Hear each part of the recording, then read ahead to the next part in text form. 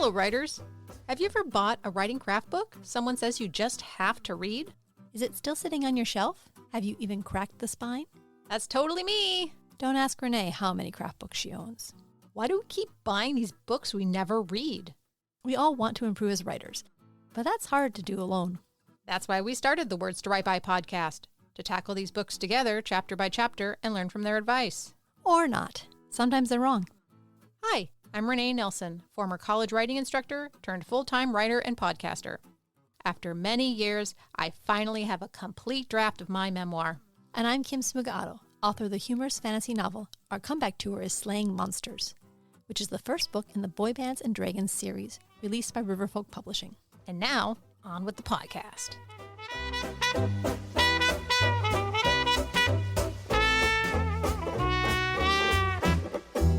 Hey there! Hey, ya! Welcome to Words to Write By. So, if you have listened to the last episode, then you are, like us, thoroughly frightened or scared or crying in a pie. And that is okay. That is because last time we started our workshops or trying to see what we could use AI to do to improve our writing as opposed to just asking it to write for us. Unfortunately, no matter what you ask it, it will try to write it for you. This is very depressing. If you're feeling depressed and you'd like to talk to other humans about the state of writing or the state of your writing, or not necessarily get critiques, but just to talk to other writers, we have a process group. Yep, that process group, you can come over, you could talk about how you're so afraid of AI, or maybe ways to use AI that are more helpful than what happened in our last episode. If you come to our process group, you could talk about your feelings about AI. You could talk about how you're working on something and you're having a hard time with it. You could celebrate, a victory. Yeah. You could ask what goes in a cover letter for a submission. All sorts of stuff we've talked about. Oh, yeah. Anyway, Wednesdays at 5 p.m. Pacific Standard Time, you can go to our website, Words to Write By Podcast, and find a link, or you can go to meetup.com and search for Words to Write By Podcast. There you go. And it's free. And now on to the podcast. All right. So we are continuing on in our series of discussing AI and writing. So the last episode, like I mentioned earlier, we asked it to brainstorm. And it didn't really do a very good job because it just wanted to do the whole thing for us. Or it did a really good job because it wanted to do the whole thing for us. It did too good a job and it scared us. And now we're pretty sure there will be AI novels soon. So this time we're looking at less active writing and more analysis.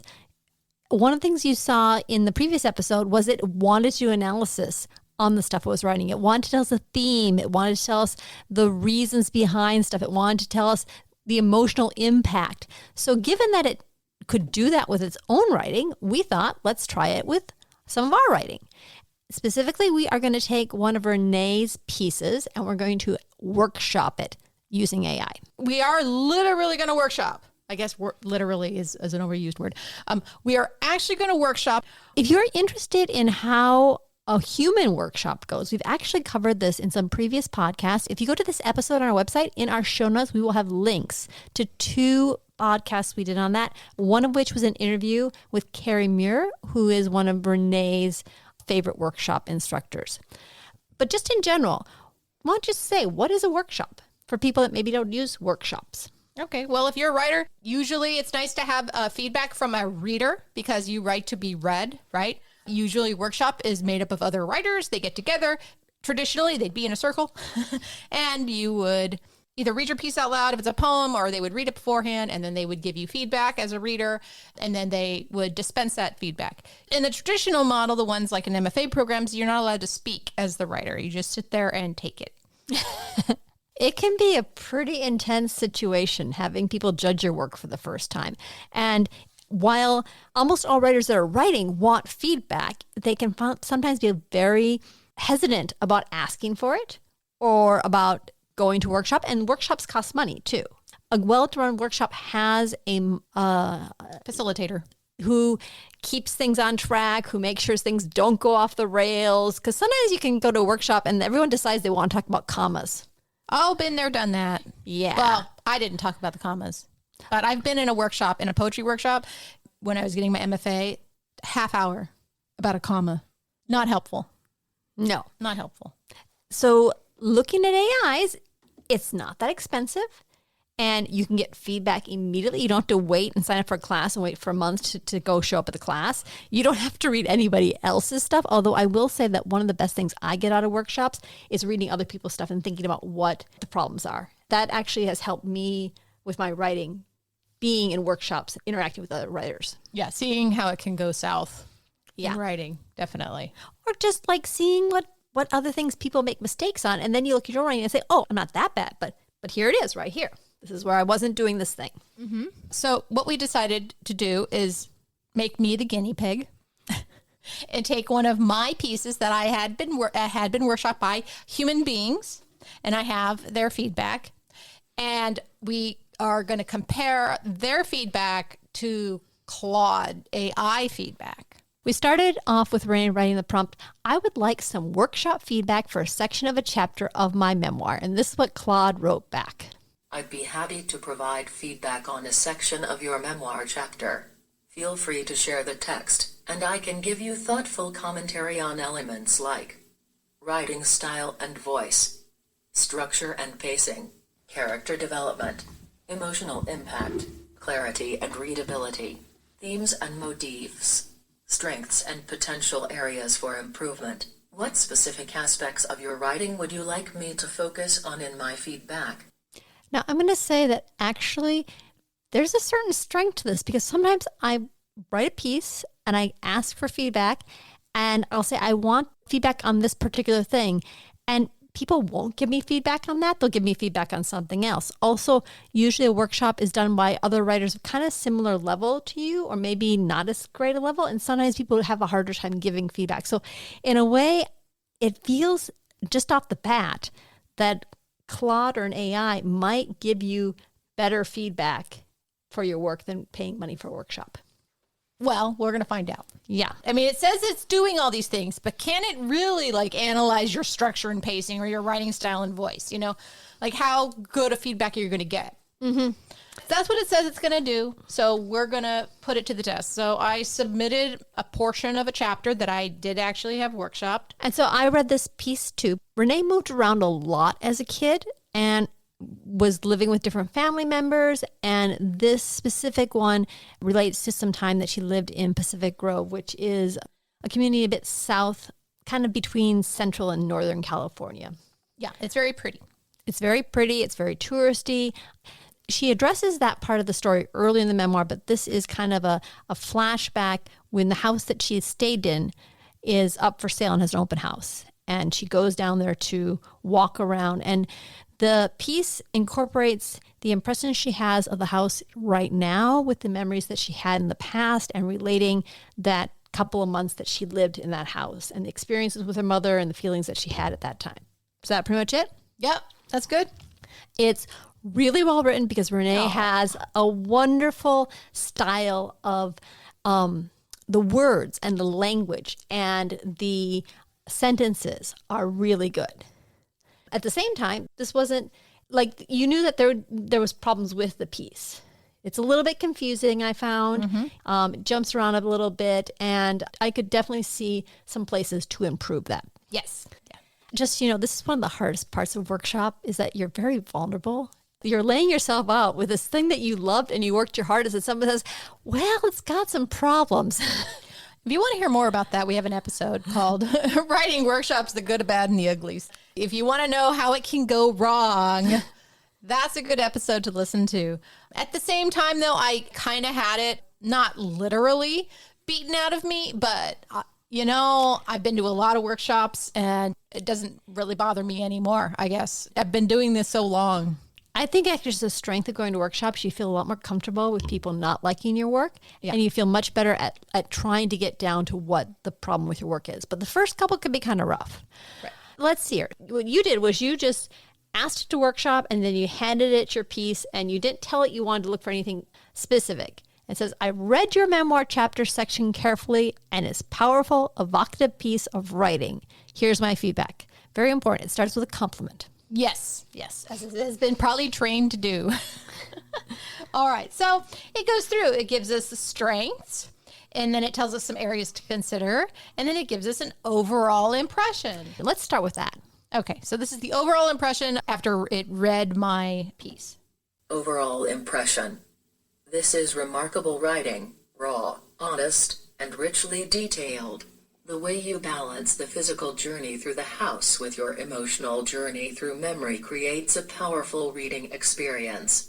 Your ability to capture both teenage perspective and adult reflection gives the narrative depth and nuance. The piece succeeds in showing the profound complexity of familial relationships, how a single place can hold both magic and trauma, and how we continue to process these memories long after they've occurred.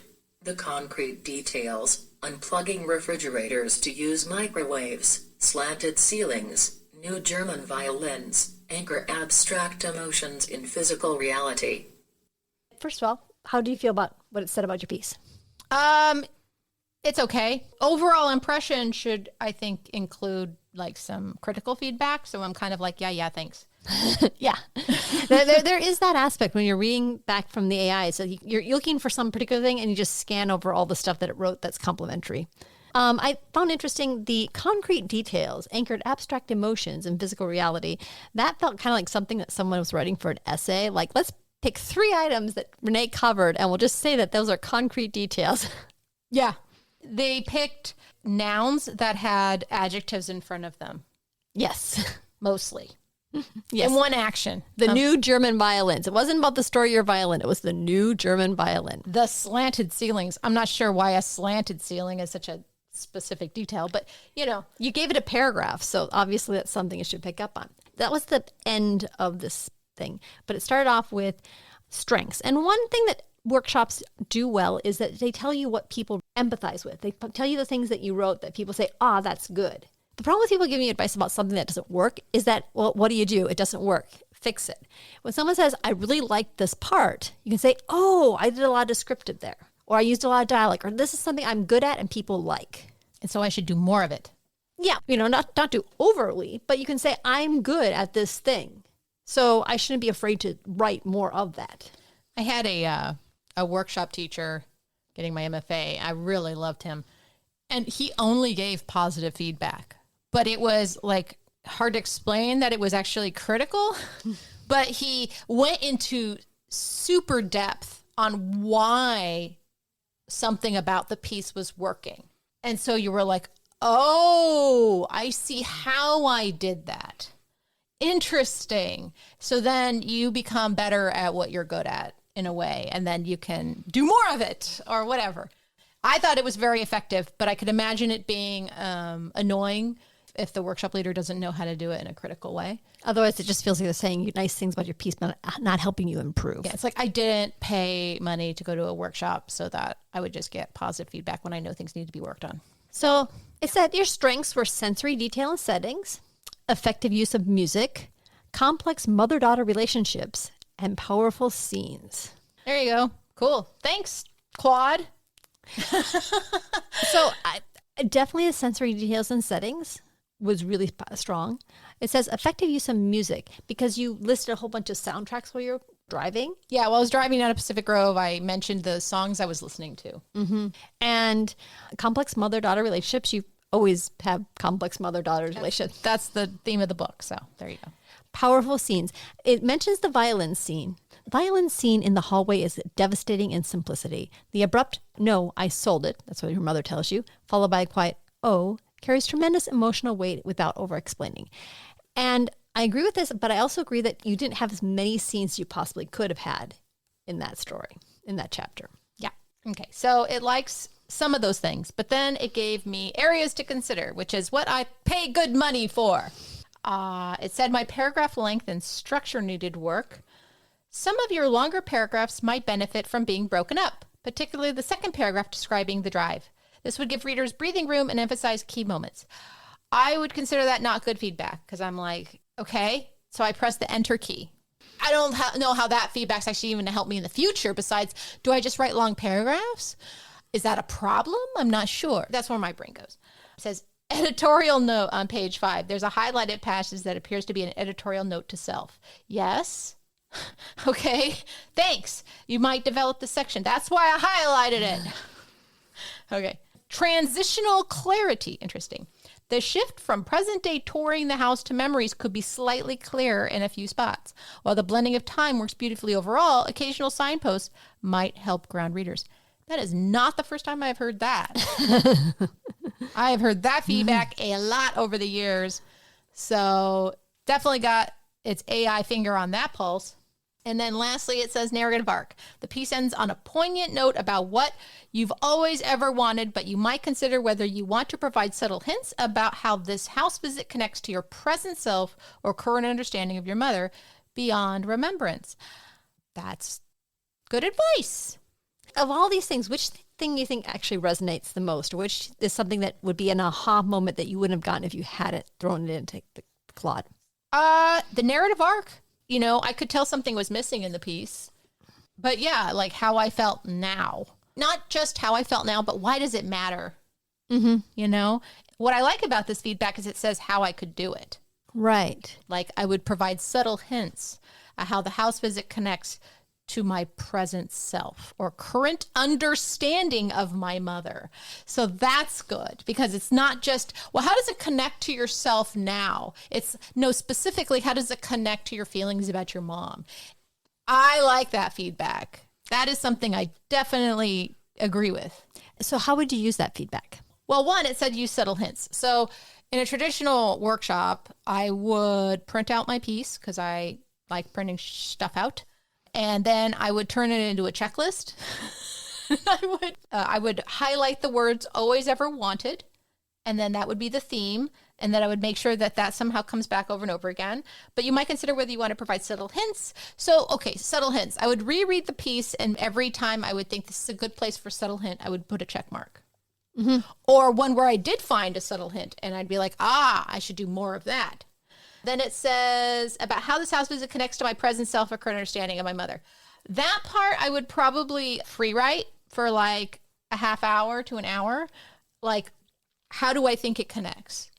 And I would just free write. And then in the end, I would type that up and then I would look for ways to incorporate that stuff into the piece because it's not an easy question. It's something I really need to think about. It might take more than a half hour, an hour. It might take a couple days for me to really figure that out. Let's go with some of the human feedback you got from this piece. So as we mentioned, this had been workshopped by real people. And I just want to throw this out. I am not reading their comments. Okay? I'm not taking people's comments that they had written to me and then broadcasting them over a podcast word for word. That is not happening. I'm also not giving any names. All right. I rewrote all of it in my own words and I'm not even reading all of the feedback, but all of this feedback was like they told it to me verbally and I typed out the notes to self. So just throwing that out there. So if you resemble any of these comments that were written to Renee, you are projecting. Well, I mean, if you know me and you were in this actual workshop and you recognize a comment, that's great. That just means I typed out my note to self to make sure I went back to it later. So thank you for the feedback. That's all I got to say. Give us a good comment you got back. Somebody said that I should definitely keep this section about how my mom went to see a psychic on my first day of high school. And then when I came home, she gave me a bunch of rules to follow because the psychic said that I wasn't going to do very well. So I got punished for something a psychic told her. Now, is that written up in another part of your book? Yes. Okay, so this is kind of a reference to what? Yeah. So it wouldn't have made sense for you actually to expand on it in this section. I could possibly see you deciding to cut that reference because you've already mentioned and agreed with it elsewhere. Somebody said that on page 3, I referenced something about mom not taking her Prozac. She started out really good, but then she stopped taking her medication and then she got kind of mean. And they said that it was a little awkward.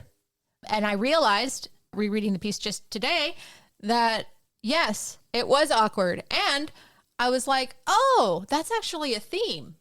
Everything seems to start out fine, but it always degrades. Every happy memory I have is kind of tainted with something negative that happens later. So that comment was really good. Any of the comments you didn't care for? Somebody said that I mentioned sleeping in a slanted place. So in the piece, I mentioned that my room had a slanted ceiling. One of the things Claude liked about your details. Yeah. And this person said that there was like a metaphor there. And I was like, I'm not really going to lean into that metaphor. Not going to happen. Something talking about intergenerational trauma. Yeah, I'm not really going to go into it that much. It's definitely a theme, but it's not one I really want to like explore. But it was a good comment. It's just not where I want to go. Somebody liked my sentences. Different sides of my mother was highlighting. I did a good job of describing my mom and emotional phases. They liked my use of the Soundgarden song. I was a teenager of the 90s.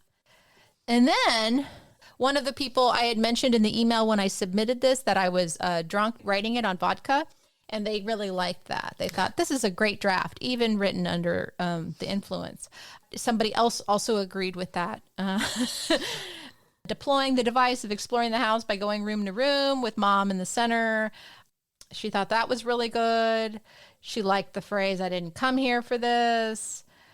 Good last paragraph. She wanted me to add repeated refrains. That's a very poetic thing to do. So these kinds of things are cool. Some of them are like wider ranging where I have to like add more things in to nail home a theme. A lot of them are just like, I like this, I like that. Yeah. It's useful because then when you see things they don't like, then you know that's what you want to go for. Or I get a lot of, I don't get this, or like, this was confusing. This is confusing. It's always good. It's like, okay, I need to go through and see why it's confusing and I need to rewrite it. Right. One piece of advice that I do remember from this workshop that didn't make it in here was that I used some music lyrics. Apparently that's problematic because it's very expensive to write music lyrics in a book. So I'm not going to do that. Yes, that is actually something right there. So that those will not make their way into this piece. Okay. So we asked Claude specifically, you said, these are the comments I got. So I said, here is some feedback I received from my other workshop in the past. In what ways might I incorporate their feedback? Should I not listen to some of the advice? If so, what advice would you suggest I ignore? I noticed that you throw a lot of stuff into your questions for Claude. Like you're giving them a lot of different things to work with. Is that an issue? I don't know. I mean, let's see how it works out. Because in a way, it can sometimes be good because it gives you everything. It works, yeah, and it's going through things and it's analyzing all those different things. And sometimes it can like go off in tangents. So it says advice to incorporate. The stakes of the yellow house. The suggestion to extend the stakes is valuable. You could deepen the significance of this house as a symbol of hope, stability, and ultimate disappointment. It represents a pivotal moment in my family's history. Is that useful? Yeah, in the sense that now I know I need to really drive home the idea of the house as a symbol of hope and stability and ultimate disappointment. Like that is a big thing of this chapter. So actually what it did was it took all those random feedback comments you had and kind of streamlined them in. It sort of looks like it kind of took it all and Summarized it, but also organized it. right? It has the timeline clarity line. It says the feedback about making the timeline more crisp and addressing the confusing shifts between specific and sometimes sections is worth addressing. Clear temporal anchors would help the reader follow your journey. Yep. Those time points. Signposting. Expanding on the Prozac moment. There is a Prozac moment in the piece. The suggestion to expand until January when school started and mom decided to stop taking her Prozac is spot on. This is a crucial turning point that deserves more exploration. Again, that is driving deeper and deeper into that theme where everything looks great until it's not. Mm-hmm. Yeah, so that's good. I mean, it's getting repeated, but it's important to do. Well, this part here is basically going through, organizing with the feedback you got and highlighting what it thought was useful. Then we got advice to consider carefully. Like this is the important stuff. Yeah, this is a house as metaphor. Be cautious about making the metaphorical aspects too heavy-handed. The strength of my writing is in concrete details that naturally evokes deeper meaning. So it's saying don't mess around with that too much. I don't think it needs to be a metaphor because it's like a house. It's a physical thing you're going into. Yeah. And yeah. Advice I'd suggest not following. Somebody, quote unquote, it was said nobody is black or white. While it's important to show complexity, you already do this well. Your portrayals of your mother's different phases show nuance. Don't feel obligated to soften edges just for balance if that's not your authentic experience. Yeah, but, nobody wants to just read the memoir where you shit on mom the whole time, It also has the giving mom more due. Only add more about your mother's perspective if it aligns with your narrative truth. Your memoir is ultimately your story, and you're not obligated to present a balanced case for all parties. And I have told you this in the past. This is about you. You have some really crazy family members. You got a lot of amazing stories or horrible stories about them. But really, the memoir isn't about, all these crazy stories about what your family was up to. It's about you. Yeah. It also then gives integration strategies. This song might incorporate some of the most valuable feedback, because this is one of the issues. You get feedback, but then you don't know what to do with it. Yeah. It told me to restructure the opening to delay revealing the short-lived happiness, allowing readers to experience the hope first. I like this one. Expand the section about the Prozac and January transitions, perhaps linking it more explicitly to the shift in your mother's behavior, because this was a part they said to focus more on, and that gives you an idea. Right. So maybe tell like a story, a short story about how it started great, but then things started falling apart. Mm-hmm. Clarify timeline transitions. Yes. That's a problem I have. Add brief descriptions of how the music made me feel or what it represented. I probably will just get rid of the music. I'm not sure how you feel about that. You read the piece. My issue was that there was a lot of, if I, as a reader, identified with the song names, like if it immediately clicked in my head, it's this song or that song, but there was a whole bunch of them. Yeah. And you were also driving at the same point and pointing stuff out. And it did get to be more of a listy sort of thing. So personally, it felt very information heavy at the top. And I had a hard time sliding into the chapter because there was all that stuff coming at me. Yeah. So what I would do is, instead of adding the brief descriptions of how the music made me feel, I would probably pick one song or get rid of all of them. That's my default. Oh, that's an easy fix. Delete, which I will probably do. There's the term "kill your darlings," and I think Renee takes a certain pleasure. Oh, I can kill you. You're gone. I'm like a sniper. I am. I mean, it's easy. You fix this whole problem, but just making it disappear. We need to put in context that Renee has no problem writing some pretty amazing writing on her first draft. Like for me, sometimes by the time I get something that sounds really, really good, I've gone through it 3 or 4 times, and I'm loath to cut it because I finally got it working right. Maybe I can figure out some other way to work it through. Right. Yeah. It just comes out, bleh, but it's all disorganized. So yeah. All right. So then I asked Claude, I said, in what ways might I incorporate your advice? So this is a key question, because this is where my people workshops are lacking. I have asked this question of various workshop members throughout the years, and I very rarely get any instruction because I do the same things over and over again. I ask for help. How do I do that? And nobody can answer me. Yeah, well, part of you putting it on the spot. You get in a workshop is you get people's reactions. It's the rare kind of person that can look at it and say, oh, well, what if you shifted this around here? I kind of feel like I can do that for your work. Yeah, but you're really familiar with my work now. That's the reason why you have a beta reader or somebody that you constantly go to. Now, the problem with having somebody you constantly go to is they like you too. So sometimes they understand you so well that they can't be harsh in the way that somebody that's getting your story for the first time can be. So let's see here. We've got number 3, clarify time transitions. Yeah, we've seen that come up over and over. I've admitted that I have issues with it, and now it's going to tell me, Claude's apparently going to tell me how to do it. Add subtle markers when shifting between present-day house tour and memories. For instance, an example. When you write, quote, I witnessed a scene take place in this hallway 3 decades ago, unquote, you might add a transition like, standing in this spot now, the memory materializes so vividly, I can almost see it. The day I had asked Mom if she had seen my violin, unquote. What I like about that is the original version kind of went really fast, and it was often I didn't realize something significant was happening until after we were in the middle of that significant thing. And this one, if I was reading it, granted that's kind of stilty and a bit cringe, at the same time, standing in that spot, it's like, oh, something is going to happen here. It's anchoring me in a present. Like the first example, my example is I witness, which is essentially another way of saying I see.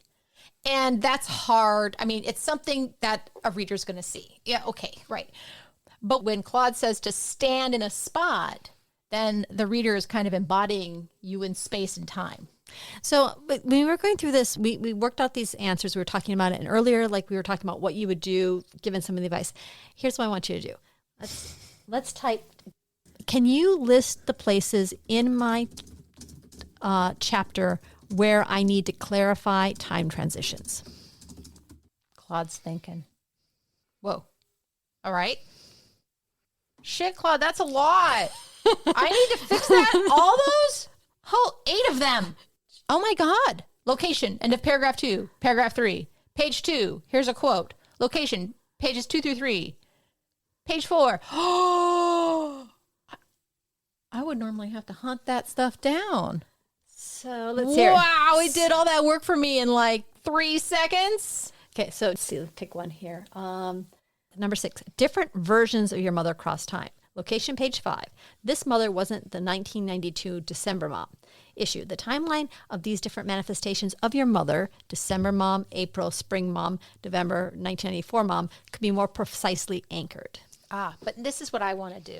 I'm going to take that. I'm going to copy it. I'm going to put it into the reply to Claude. And I'm going to be like, all right, give me examples of how I would... let's see. Timeline of these different manifestations could be more precisely. Could give me examples of how to make it more precisely anchored for different versions of mom. So it's giving you the current version. It's giving you revised with precise anchoring. Example 1, chronological progression. Example 2, clear timeline markers. Example 3, age-based anchoring. Oh, crap. And then it's basically rewritten your text. Right, which is weird. I did ask it for examples. Read your original. Okay, so here's my original. This mom wasn't 1992 December mom. She had been replaced with late April, spring. Why don't you go live with your father, mom? Cold November 1994. Well, what did you do to those girls, mom? First day after high school, quote, I saw a psychic this afternoon who said you were going to be a shit kid. So there's going to be some serious changes around here from now on, mom. It's okay. Those quotes are great, but I could see why that would be confusing to people. Let's do the clear timeline markers. So this one, since it's quite a paragraph, I'm going to plug it into the voice so you can hear a voice read it. Example 2, clear timeline markers. This mom wasn't the December 1992 mom, the one who moved us here with such electric excitement. By late April, just as spring bloomed along the coastline, she had morphed into a different person entirely. Why don't you go live with your father? She'd suggest casually, as if offering me a snack. 18 months later, in November 1994, when those girls at school turned on me, she became the mom who asked, well, what did you do to those girls? With an accusatory edge. The metamorphosis completed itself on a foggy June afternoon in 1996, the day after my freshman year of high school ended, when she announced, I saw a psychic this afternoon who said you were going to be a shit kid, so there's going to be some serious changes around here from now on. Well, Claude is pretty cliche. I wouldn't write those things. What about the structure? I don't like it. So I was using like a sentence as an adjective. And I did that earlier in the piece. I like it. I think it's fun. Some of them don't work, like the really long one about the psychic. But it lost its magic. Drawn out, it does lose its energy, and it feels more like we're doing a progression of analysis of what your mom was at various times. Well, here's the thing. Mm-hmm. Doing this, though, I would not use this, one, because AI wrote some of it, and I'm not going to take anything AI written. But at the same time, it did use the word metamorphosis. The metamorphosis completed itself. And I was like, metamorphosis? Oh, like a butterfly. Interesting. That's a cool metaphor.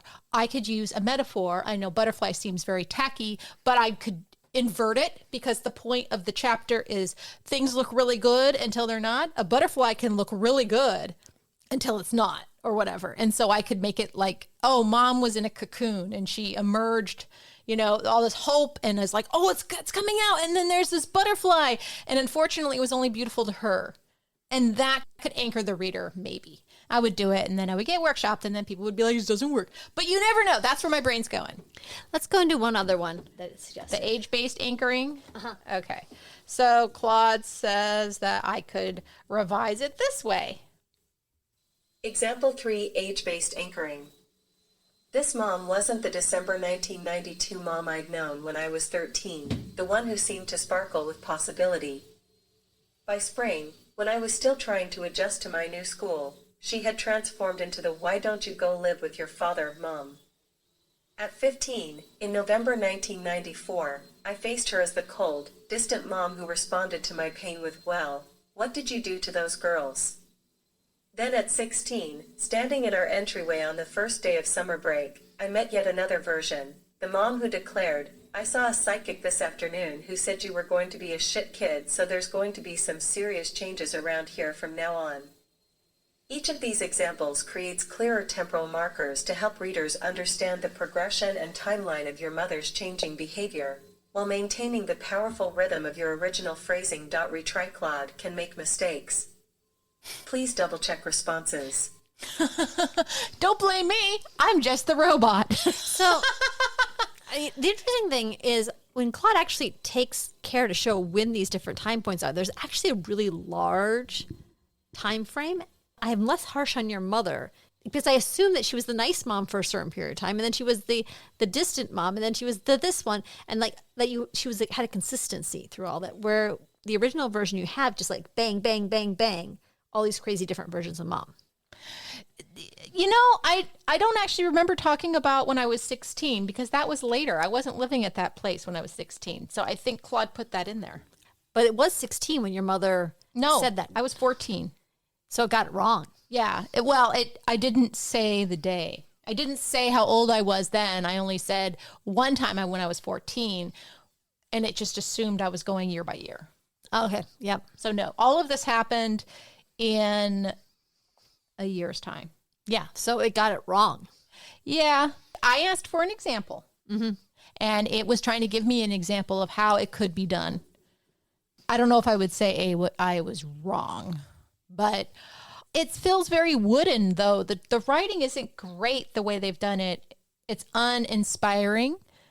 Does it help, though? Do you get it when you read it? Are you like, oh, I know exactly where I am in time and place as a reader? So it makes it more clear what's going on. The other one just felt it was like throwing out quotes. And I actually, reading it, I didn't comprehend when your mom was at different times. So another way of looking at it is that maybe that's a sentence used as an adjective that didn't work. Right. Or it didn't work as intended. It's entertaining, but is it actually helping us understand what's going on? It makes me want to, one, it makes me want to delete things. But two, it makes me want to use the two I think that work and then expand the one about the psychic more in like a paragraph. Like not just as a list, but like really expand that one a bit more. Or cut it out because that's a scene that happens previously in the book. So but it is making me think about things.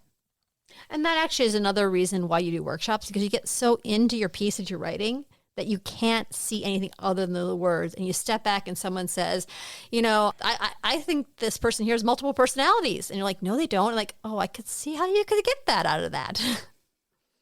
So yeah, sometimes Claude says a thing that I think is cool or interesting. And then I'm like, okay, maybe I should ask it for more clarification. So this was in the initial, what ways you could incorporate stuff. And there was a piece of advice in there I thought was kind of cool, and I wanted Claude to give me more. It says, strengthen the I came here for refrain. Expand on the final section where use the refrain, I didn't come here for mean, unmedicated mom. I came here for the bay window. Consider using this pattern 2 or 3 more times for emphasis. End strongly with the existing line, this is what I've always wanted. I'll always ever want this? So you asked. So I said, can you elaborate on number 4 and offer specific strategies to incorporate that into this piece? And it said, create a pattern of 3. The rule of 3 is powerful in writing. You could structure your ending with 3 distinct I came here for sentences that build an emotional intensity. Use contrast and negation. Continue the pattern you've already established. I didn't come here for X, I came here for Y. Include sensory details in each refrain. I came here for statement. Include a rich sensory detail like you do with the Christmas scene. Oh, he tells me like I did with something else. As a teacher, I do that often because it's like you want to find something the student did well, and if you can reference back to it, they already have an example in their own writing on how to develop it. So And they could maybe even remember what they did or why they did it. specific implementation examples. Ooh, it's starting to write my stuff. It's starting to rewrite. It referenced one sentence, but then it took my details and reframed them. Interesting. Wow. So it took stuff I'd written with specific details and then like put it in a refrain. Dang. So most of this is my words. It's just been reframed. Could you reread the section as it was originally? So here's the paragraph it comes from with the refrain. It says, I decided time to move. I don't linger in Mom and John's bedroom, but head straight for the door, which leads directly back to the living room. I didn't come here for mean, unmedicated Mom. I came here for the bay window where Mom put a gigantic Christmas tree and a pile of presents. Wrapped packages themselves a work of art. Purple bows with glittered trim exploding from artisan paper. I came here for John's meditation group and Lawrence of Arabia, 2001: A Space Odyssey, and Ben-Hur on the TV because he was a movie buff and wanted to share with his girlfriend's daughter the movies he loved. I came here for the coffee and the outings to Bookworks in downtown Pacific Grove and the Phoenix, a metaphysical bookstore in Carmel. I wanted to curl up in couches, read about being a modern-day witch while Mom frequented the How to Talk to Dead People books and John perused the Rosicrucian UFO conspiracy section. I came here for the handmade ornaments with pink tassels shivering with the energy from the blue lights on the tree, the crystals and tarot cards on the bookshelves, a family sitting in a semicircle on the hardwood living room floor, laughing and stuffing themselves with Mom's famous spaghetti and garlic bread. Now that's my original. This is how Claude redid it. Potential expansion. I didn't come here for the hallway confrontations or the violin that vanished. I came here for the way the fog wrapped around the house like a blanket on December mornings, how it made the yellow paint glow like a lighthouse at dawn. I didn't come here for mean, unmedicated Mom. I came here for the bay window where Mom put a gigantic Christmas tree and a pile of presents, wrapped packages themselves a work of art, purple bows with glittered trim exploding from artisan paper. I didn't come here to find answers about why December Mom disappeared. I came here for the handmade ornaments with pink tassels shivering with the energy from the blue lights on the tree, the crystals, and tarot cards on the bookshelves, a family sitting in a semicircle on the hardwood living room floor, laughing and stuffing themselves with Mom's famous spaghetti and garlic bread. This is what I've always ever wanted. I'll always ever want this. Okay, so what I notice here is that since it jumps back and forth, I'm really getting the hit of what the contrasts are. Whereas your original piece kind of kept going and going. And at a certain point, you were talking about being at the New Age bookstore. And like, that's the point where I would have said, Renee, just cut that section. You're outside the house. You're doing something else. And this here, because it keeps anchoring back to other stuff that happened in the house, the contrast is more powerful. Interesting. Yeah. I mean, it didn't actually change your words. It added something. It said how it made the yellow paint glow like a lighthouse at dawn. One, I would never write that because that's dumb. But other than that, but it's grounding you in the house. And given that you're visiting this house for an open house, that's something you could actually measure. You could actually say the light still feels the same.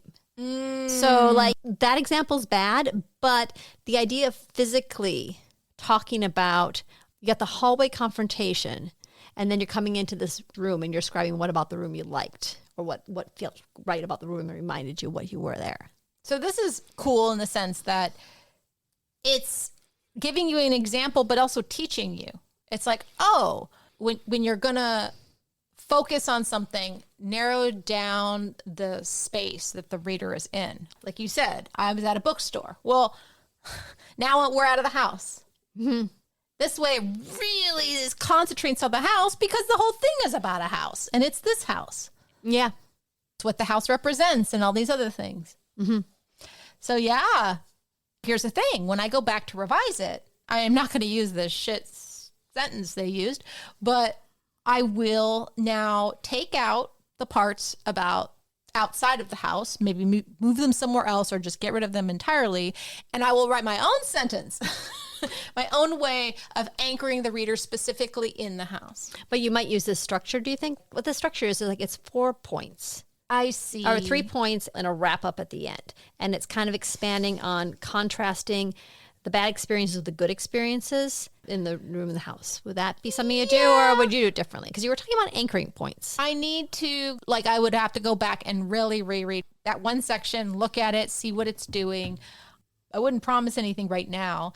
This sounds pretty good, and it does sound pretty much like what I had, only they cut out the stuff that didn't matter and made it clear structurally. So, yeah, I'm not sure. I would have to sit down and look at it. I like what it did. Part of a workshop always is sitting down and looking at the feedback you got and applying it. Like it takes a couple times looking at something to get what the point is or to figure out how you can address this thing they had, the issue they had in your own way. There's a chance that I might actually put the negative stuff in there because it wasn't in there in the paragraph. It was all the good stuff. And that one highlights the good stuff.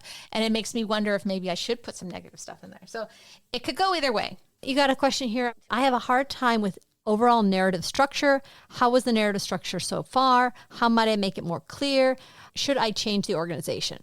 So this was a question that I've had of my workshop members. I've talked about it on the podcast. I'm just not very good with narrative structure. I like to write. I like to sound pretty, but I'm not very good at organizing in a story with a beginning, middle, and end. And I've asked it of workshop members, and I never get a straight answer. Not to say that's their fault, because then they would become teachers at that point, but it's something that has plagued me. So I thought, okay, let's see what Claude can do. Maybe I can ask it the flaw I know I have, the big flaw, and maybe it can start teaching me how to fix it. It opens it very nicely. It gives you a lot of positive stuff. It tells the strength of your structure. But let's just jump to what you want with clarity, enhancements without major reorganization. I like that. Like these are things you can change without rewriting the whole piece. Yeah. Like, don't worry. You're not going to be here for 2 weeks working on this thing. Consider adding subtle section breaks when you move to a new room or significant memory. A simple extra line space or subtle indicator can help readers track transitions. Yeah. Use physical movement as transition signals when shifting between memory and present. Emphasize physical movement or sensory details. That also gets me back into my present body. Mm-hmm. So it helps differentiate between the young Renee and the me Renee now. Mm-hmm. Present time Renee. Create a stronger opening framework. In your opening paragraphs, subtly telegraph the structure to come. Which I do actually do, but it didn't end up in this part of the chapter that I was getting workshopped. Tighten time references, connect beginning and end more explicitly. Those are general stuff. I'm not sure if it actually helps your narrative. No, well, it did say my narrative was pretty good. Mm-hmm. So it said that I had a physical journey through the yellow house in present day, and then it also had an emotional memory journey that moves through time. So maybe I did okay with this one. And I could use this one as like an example of how I did it right. It says small structural refinements to consider. Move the explanation of why happiness was short-lived to after I fully established the hopeful December period. What do you think about that? Would that bother you, or would you like that? I think the hopeful December period helps ground in time. Yeah. Group-related memories more deliberately. All violin-related memories are together. That's not necessarily your style, but yeah. Create a more distinct transition between childhood memories and adult reflections. Signposting. Yeah. I will say right now, us going through the feedback together, having a reader who's read it and helping decide what's working and what's not based on what Claude is saying, that is helpful. Having another human in the room. Yeah, it's a little bit flat if you just read what it says. One of the strengths and one of the negatives about a workshop is people jump on other people's comments. So sometimes someone says, I'm having a problem with this section here. And someone says, I'm also having a problem. I thought this part didn't work. And someone says, well, that, but more so this other thing. Kind of like between them all, they finally work out what it is that isn't working. or they just keep hating more and more and more. Right. Or there's just other voices, right? There'll be arguments. Some people are like, I really like that section. I wouldn't change it. And someone else is like, look, I just thought it was very confusing and this is why. And then the other person will go, no, it's perfectly clear. This is how I read it. Like there might be little arguments. Mm-hmm. So at this point, I was done. I was happy. I was like, okay, cool. I think I know what I'm going to do. And then Kim goes, wait. And she types in a question I had not considered. What parts of this chapter are confusing? It's simple. I didn't think of that. I figure it would just tell me. I'd never asked my workshop members that. That's part of the implied workshop. I always ask my workshops, did you find this part confusing? And what part of it did you find confusing? It's a valuable question. I just never thought to ask it. So it says that the timeline in the opening section, connection between John and the house. I think that would be more clear if someone had been reading the story up to this point. Time references between past and present. Chris's story. It was a reference to a story about a friend who was murdered. You agree with Claude? Well, it was such an interesting thing that I like writing. Sometimes you share about such interesting things. Like I want to read about that, but now she's still talking about the road and the beach and the but what about the person that got stabbed? Yeah.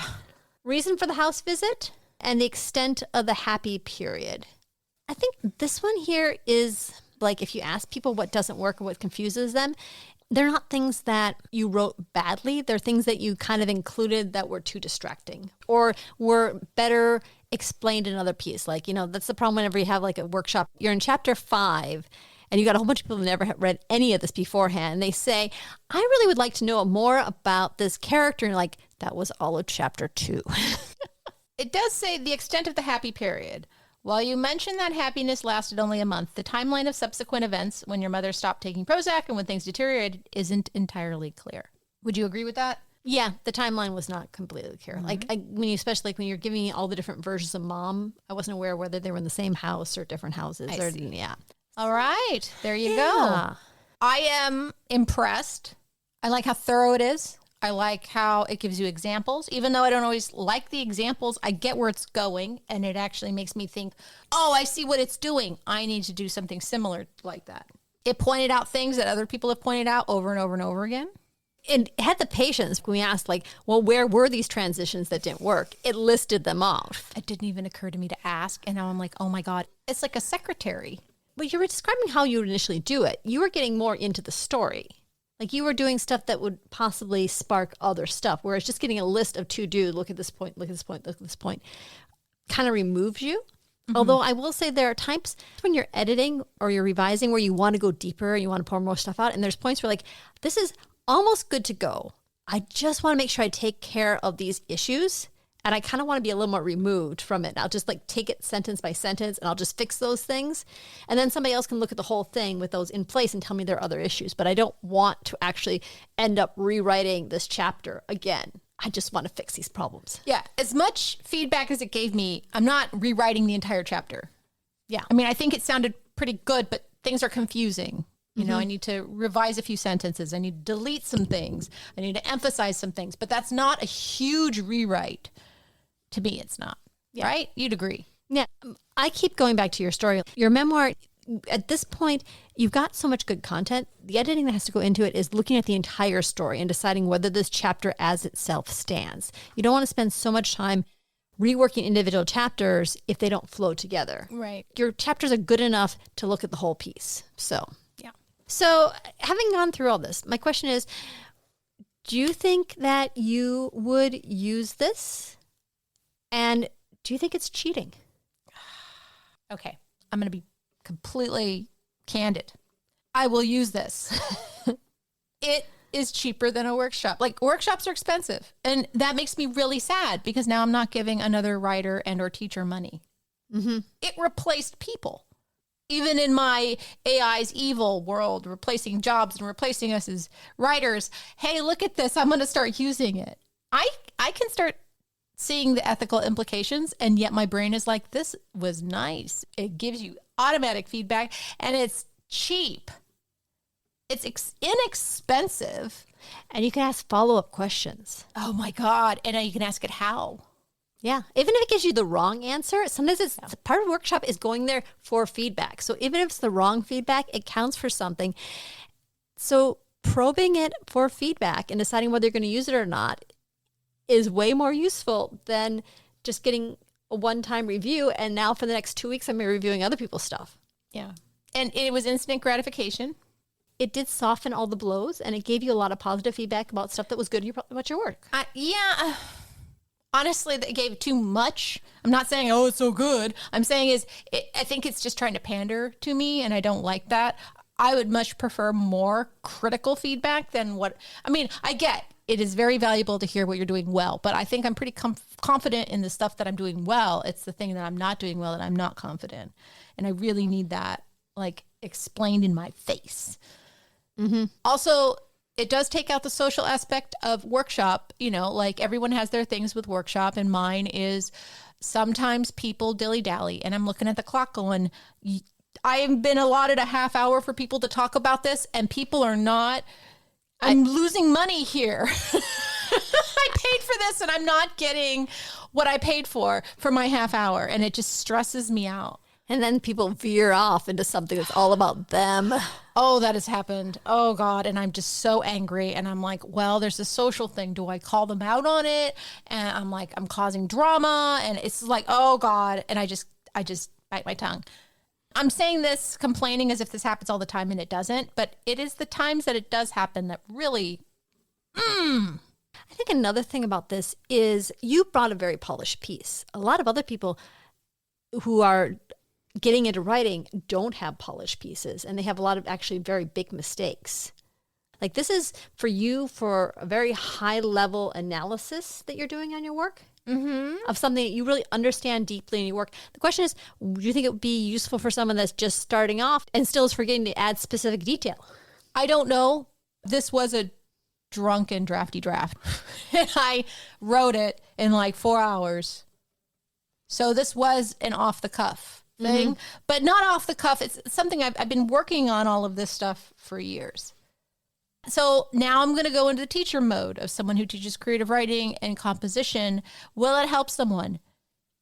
Yeah, I think it would. But I worry it took a long time for me to develop my voice. It took me a long time to develop my style. It just took a long time, and it took a lot of reading, and it took a lot of feedback. You're not going to get that. Going off what you're saying there, Claude was very happy to add more words and to give you examples of the writing and to basically take you from spots where you're having problems to giving you pretty complete solutions. And I have the experience to look at it and go, that's a shit example they gave me. Instead of looking at it going, oh, that's how I'm supposed to do it? I'll just, add a couple words here and it's mine. And then you never develop beyond it. You don't look at something going, something is crap, something's not. You just inherently trust the AI. And you don't develop your own voice, like you're saying. But that's part of the art. That's part of the fun and the art of it. I think people forget that the final destination isn't always just getting published. It's getting good at it and making it you. How was it yours? You look at a painting and you go, that's a Van Gogh. You can just tell. And that's a very specific whatever. And to be able to pick something up and go, I know that author. That's a Hemingway. I'm not trying to say I'm a Hemingway. I'm trying to say that you can tell who they are and they have developed their voice enough and their style that is their thing. Yeah. Although, but the fact is that none of us are going to be Hemingways. We're not going to be Hemingways. A lot of us are going to write genre fiction. We're going to write stuff that is, our goal is to get published, is to have somebody else read our stuff as opposed to just ourselves writing it. You did an MFA program, and that's got a very different emphasis than somebody that wants to get their work up to a point that they can have someone look at it and say, yes, this is publishable. I want that. Mm-hmm. I do. But I also want it to be art. I want to develop the art of it. But that's why you get an MFA. Yes. Which is a bit more expensive than workshops. Tis more expensive than workshops. Okay, so back to the end. So the way that you described using it, would you say that using this stuff is cheating or is taking away from your writing? So first, I want to reference something I said in the previous episode, which is if someone is being interviewed as an author and they are flatly asked, did you use AI to help you write this? Or in what ways might you have used AI? And you say, no, I did not use AI. And it's a complete lie that came out of your mouth. That's cheating. So when you are on Oprah talking about... No, I'm not Oprah. NPR, how about NPR? Okay, when you're talking about NPR, and they say, Renee, you have such an amazing voice. Like, how did you, and the way your story flows together and the narrative points and just the way it all comes together, like that's fantastic. How do you do that? Workshop, reading. I would use the normal answers. Would I volunteer that I used Claude? I would probably not be like, yeah, and I plugged in things into Claude and asked it what it had to say. I probably wouldn't say the word Claude. But if the interviewer said, was AI involved in any of this? I would not lie. Okay, so if they ask you point blank. Yeah. But if they ask you, how did you develop the narrative structure here? How did you improve as a writer to get this thing to this level? Part of it was analyzing novels and memoirs, which I do. I have notes and notes and notes. And a lot of it was workshops. And when AI came out, I uploaded some chapters and asked it what it thought about certain things. And I know I have an issue with narrative arc. And I asked it specific questions about how to improve. And it gave me some really good feedback. Okay. But I did not use any of the words it gave me. That's what I would say. Okay. And it would not be a lie. Mm-hmm. I don't know. Do you think that's a mistake? No, I mean, that's pretty much what you're doing. It is right? It is what I'm doing. And I'm not going to lie about it. Mm-hmm. But I'm also not going to use its words because that's plagiarism. To me, even though it's AI, see, that's the thing, right? To me, it's plagiarism. Even if AI wrote it, it's not like it means it's free. It's somebody else. And yeah, okay, it's not a person. But to me, it's plagiarism. Like it's just the composition teacher in me thinks fraud. That's committing fraud. You get kicked out of a class for that. You get kicked out of school for that. I'm not going to do that. Okay. Even if my writing is shit. Which it isn't. It isn't. No. Will it get published? Not yet. But hopefully, maybe someday. So, last episode, we were really disappointed with AI. It did too much for us. This episode? As a workshop member, I like Claude. But I like Claude with a friend. Yeah. Having Kim here to read the feedback and help me decipher it actually added another person. And also supports the theory that reading and writing is a social process. Mm-hmm. So that, I think, is the sweet spot. If you have a workshop group that you already, go to, a regular workshop, it would be helpful to pull up what Claude had to say to the workshop members and have them look at it and workshop Claude's workshop feedback. Or sometimes people, when you present your stuff at a workshop, you present your piece, but you present maybe a letter of intent at the beginning, or you say up front, you say, I want you to read this thinking about this and this. So you could say, analyzing this using an AI, it identified the fact that I had a problem with transitions. So when you're reading this, I want feedback on the transitions that you see and the parts where you think it should be. You're priming them to look for those things. One thing I just realized that it can't do yet is you're not getting any visceral reactions. So some of it that's helpful is sometimes people will react in certain ways emotionally. Oh yeah. I mean, one of my best things is when I give a new chapter to my husband and I'm hearing him read through it and I'll hear him say, I'll say, what part was that? Yeah.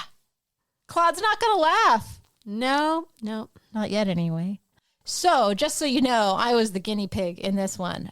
But if you return, we're going to do the same thing to Kim, but in a different way, because we don't want to just keep doing workshops like this, because that's not very helpful for people. We're going to do another session with Kim's work, but using AI in different ways. Yep. Or trying to use AI in different ways. So we got more stuff coming our way, and we look forward to you seeing you then. And if you're liking our AI series, you could send us an email. Let us know how we're doing and what you might change or what you might like. Or send this podcast to somebody who's curious about this, if they've been talking about AI and wondering how it works or how writers can use it. It'd be really great if you maybe sent the episode to a friend.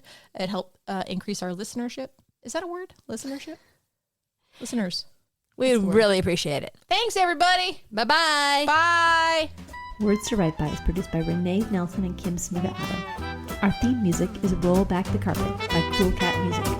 Have a great day.